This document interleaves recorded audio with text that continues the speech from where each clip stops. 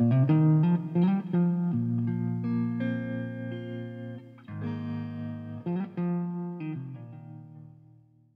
few weeks ago, I got to interview the legendary photographer Mick Rock, who was in town for his exhibit, Bowie by Mick Rock, at MoPOP. As you're about to see, Mick is an amazing talent, not to mention a super nice guy.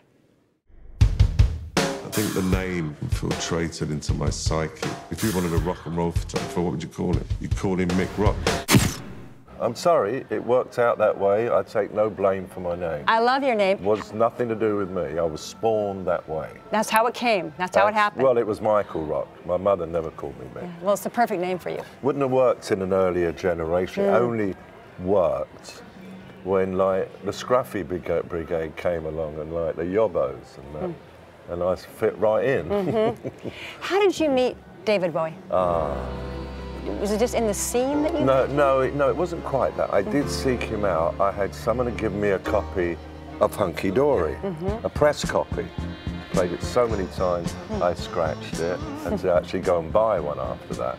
So anyway, I sought him out. There wasn't much money around the music business, certainly not for photographers. But one thing that helped me augment my income would be doing an interview. So we got to know each other in a slightly different way to most photographers, because we would sit and talk about philosophy and our interests because of the interview factor. What yearish was that, would you say? Well, it was not yearish, it was very specifically 1972. No, because years can only be years. They can't be yearish. You say, well, good yearish could have been 2001 or 1972. With David, it could have been. What is time, right. Yes. And so I went to see him. I remember 400 people at the first gig I saw. And that was the first picture I ever took of him, sitting backstage. That would have been early March of 1972.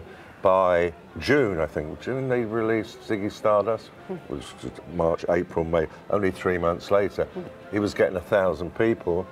When I did that shot, what is known as the guitar fellatio shot. I said that word on a live program here. They had kittens.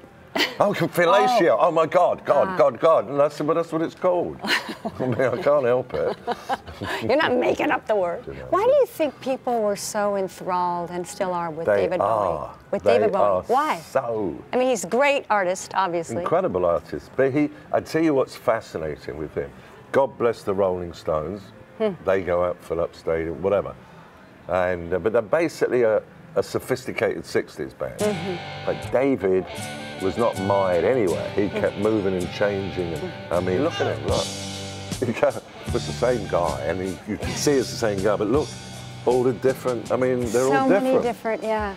And the kids like him today. I don't think the kids dislike the Rolling Stones. They're not so interested. In the same way, right. No, not the way they are with David. They feel in different guys, it's like an identification, but there was something about him. I mean, why I photographed him so much and why I own all these pictures is because I found him fascinating, just photographing was. How much do you think, or do you think your photos helped his career?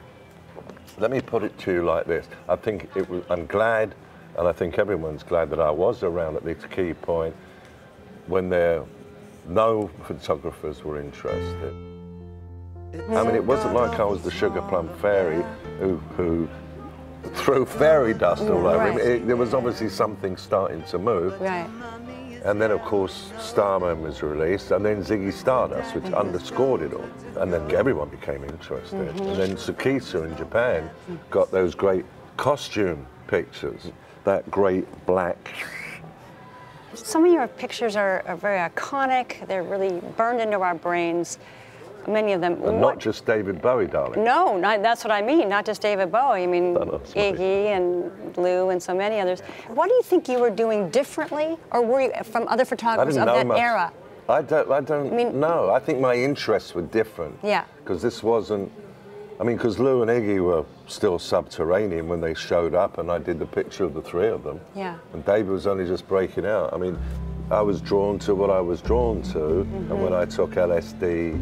There was, certain personalities that somehow fit in there, even someone as wild as Iggy, because he was so outside the mother box in the physicality, and you'd see what he would get up to, jumping in the audience.